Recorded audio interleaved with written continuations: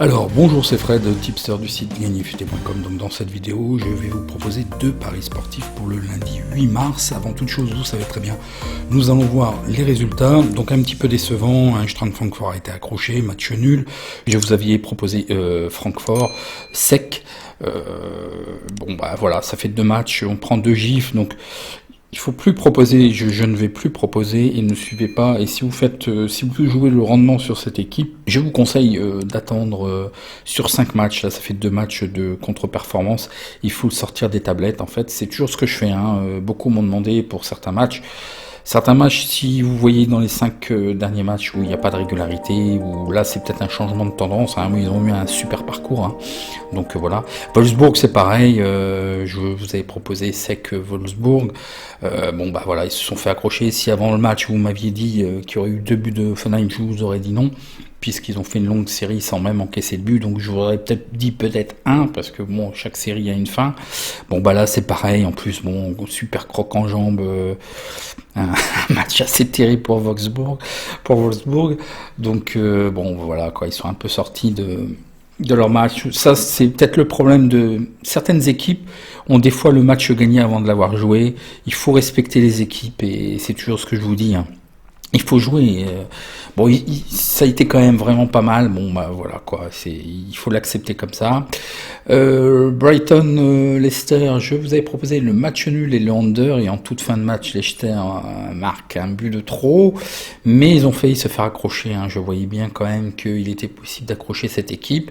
Brighton a quand même fait avec les moyens du bord. Donc voilà, c'est un pari perdant. Donc 3 paris perdants, waouh.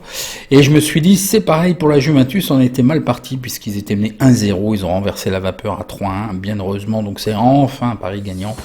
Donc voilà, quoi, c'est très très difficile. Là, je peux pas vous dire plus. Mais il est important de faire cette petite minute de débrief comme ça. C'est pour voir vraiment si on était à côté. Et faites aussi, ne passez pas au match suivant. Regardez qu'est-ce qui s'est passé sur votre prono. Qu'est-ce qui a fait que votre prono n'était pas bon? Est-ce que vous étiez complètement à côté de ce que vous aviez pressenti ou vu? Est-ce que c'est les sources d'informations qui étaient fausses? Ça peut arriver, surtout sur les feuilles de match, c'est l'exercice le plus difficile. Mais faites une petite minute vite fait de savoir qu'est-ce qui a fait que le match n'a pas été dans votre sens lorsque vous perdez. C'est important de savoir. Bon, là, on n'était pas... Vous regardez, je vous donne suffisamment d'informations dans tous les matchs que je vous donne. C'est très rare qu'on soit à côté de la plaque complet. C'est voilà. Après, ça se joue des fois à pas grand-chose.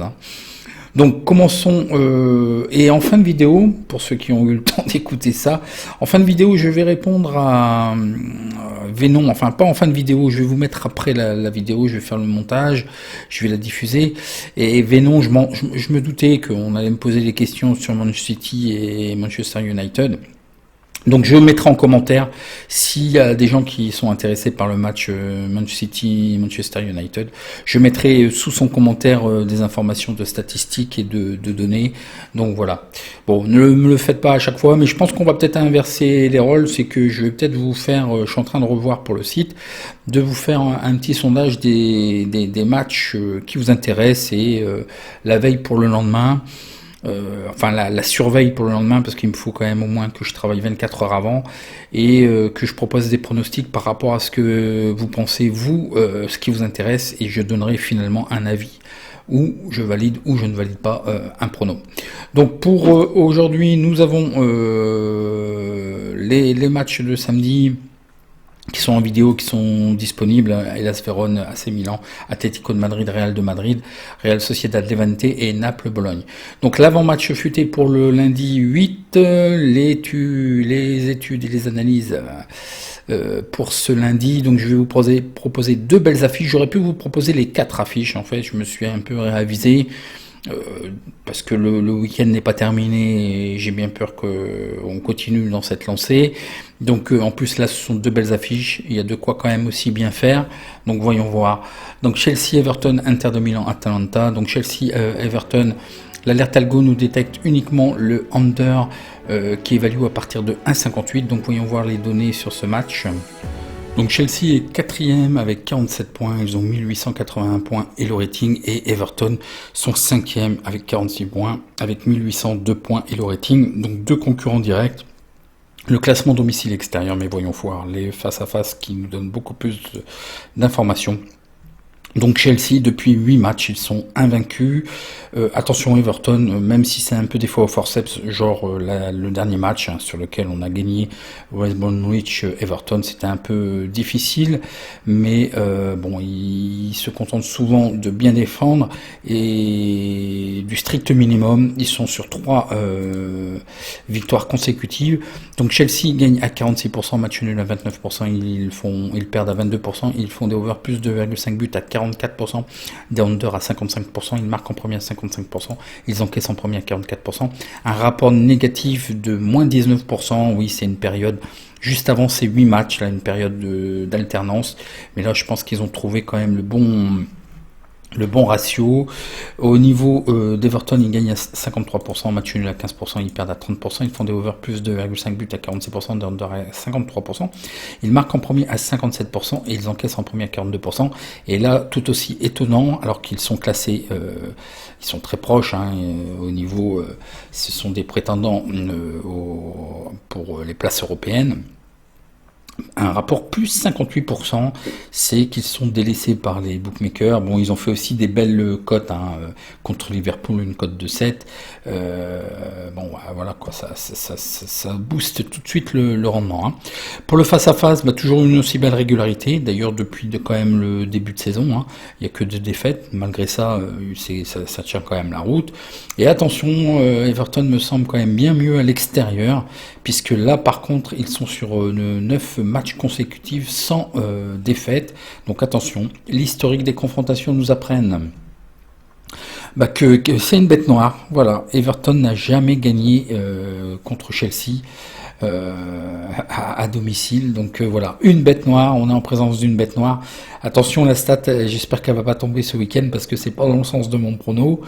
Donc elle va bien finir par tomber.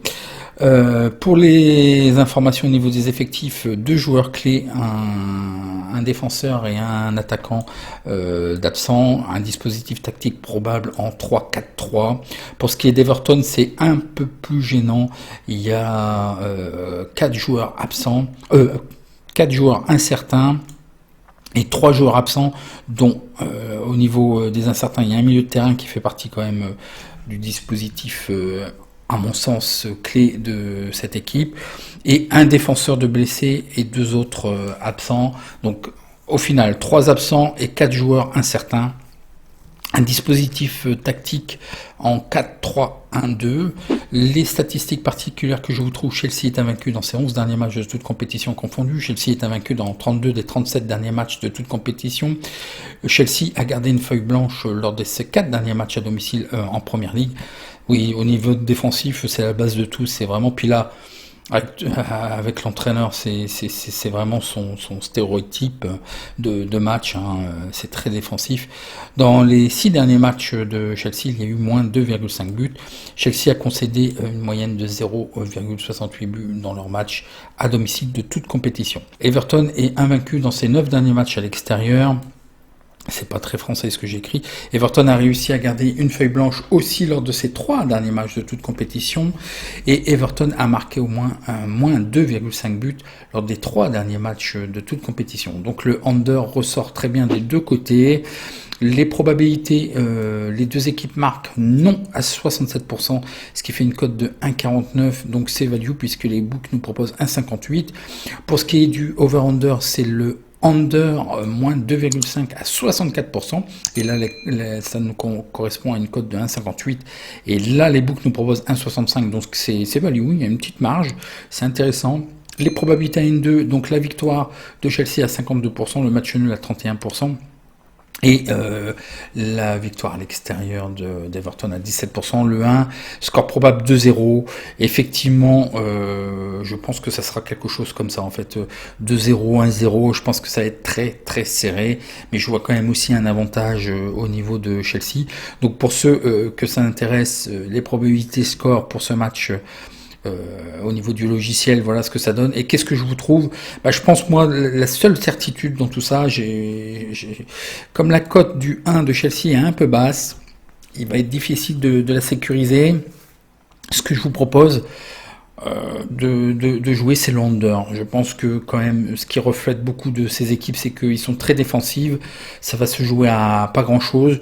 Je pense quand même Chelsea un cran au-dessus. Et moi, c'est certainement depuis quelques matchs, c'est l'équipe qui est vraiment le plus en place et disciplinée. C'est tout va bien partout.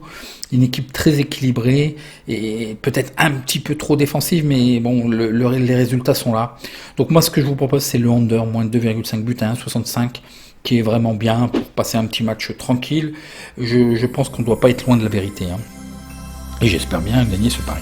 La seconde belle affiche, c'est l'Inter de Milan-Atalanta. Donc là, au niveau de l'alerte algo, il nous détecte le 1, la victoire d'Inter de Milan. Donc voyons voir le face-à-face. Donc l'Inter est premier avec 59 points. Ils doivent défendre leur place, hein. Ils ont 2140 points et le rating. Et Atalanta revient bien aussi. Ils sont quatrième avec 49 points. Ils ont 2015 points et le rating. Le face-à-face au niveau des classements domicile extérieur, donc ça va être un match très serré. Donc une très belle régularité. Il y a eu cette petite période qui correspond pour beaucoup d'équipes en fait à la campagne européenne, hein. Ils ont commencé à partir de travers. Ils reviennent très très bien depuis 4 matchs et comme d'habitude avec la forme, hein, ça claque, hein. L'Inter gagne à 72%, ils font match nul à 20% et ils perdent à 8%, ils font des over plus 2,5 buts à 72%, des under à 28%, ils marquent en premier à 68%, ils encaissent en premier à 32%, un rapport positif de plus 13% sur cette équipe. Pour ce qui est d'Atalanta, ils gagnent à 56%, ils font match nul à 28%, ils perdent à 16%, ils font des over plus 2,5 buts à 68%, des under à 32%, ils marquent en premier à 60%, ils encaissent en premier à 40%, un rapport négatif de moins 4% sur cette équipe.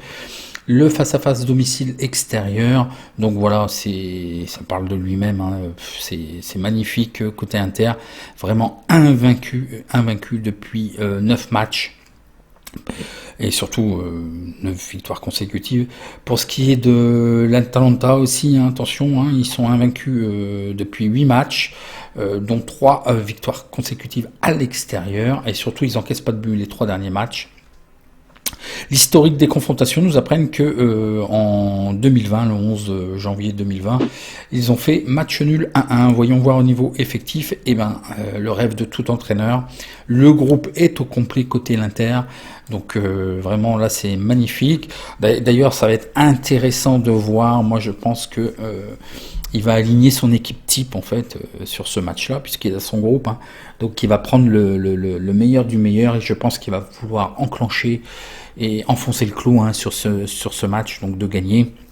Un dispositif tactique en 3-5-2. Pour Atalanta, c'est un petit peu plus compliqué. Il y a 3 joueurs incertains, mais ce sont des doublures et ils sont interchangeables, et un joueur blessé, donc un groupe quand même assez conforme et assez homogène. Un dispositif tactique probable en 3-4-1-2. Les statistiques particulières que je vous trouve: l'Inter a remporté ses 9 derniers matchs à domicile de Serie A, on l'a vu. L'Inter est invaincu dans 25 des 27 derniers matchs à domicile de toute compétition. L'Inter est sur une série de 9 matchs consécutifs en Serie A sans aucune défaite. L'Inter a gagné, alors l'un c'est à domicile et l'autre c'est sur l'ensemble des rencontres, hein, domicile extérieur. L'Inter a gagné par 2 buts et plus lors des 5 derniers matchs en Serie A à domicile.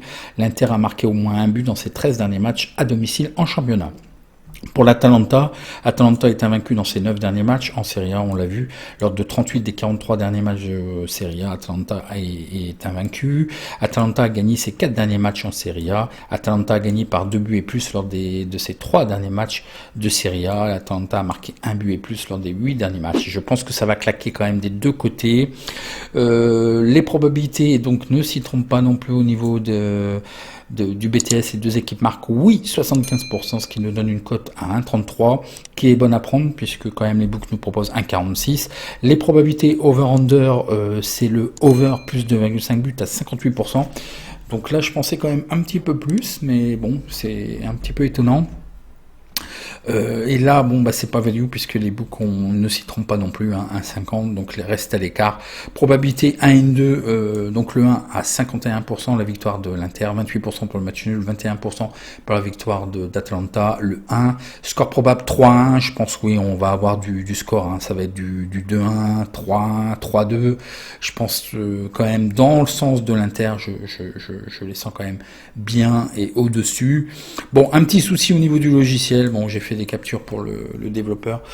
Donc il nous donne 3-1 en plus à 100%, ce qui me semble quand même assez improbable, et après il nous donne des 1-1 à 0%, donc c'est tout simplement un petit bug et il y a un petit souci, je vais lui dire. Donc qu'est-ce que je vous propose? Bah, tout simplement la victoire de l'Inter, parce qu'en fait j'aurais peut-être couvert avec le match nul. Le problème c'est que ce qui me va pas, moi, c'est la cote équivalente qui est en dessous d'un 51. Bon, vous allez me dire, oh, j'exagère un peu parce que... Mais non, j'ai des règles et je suis un vieux con, donc j'ai mis... Donc la cote, faites-le si vous voulez, le 1 remboursé CN. Moi je vois tout simplement, je prends la victoire de l'Inter à 2,05. Vous pouvez faire votre répartition avec la calculatrice linka.us/calcul. Et vous pouvez faire le 1 remboursé CN. Vous aurez une cote équivalente de 1,50 que je ne prends pas.